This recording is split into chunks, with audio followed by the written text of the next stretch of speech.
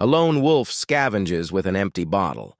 He finds a chunk of charcoal, proud as treasure. Wearing a muddy apron, he sharpens his crude tools.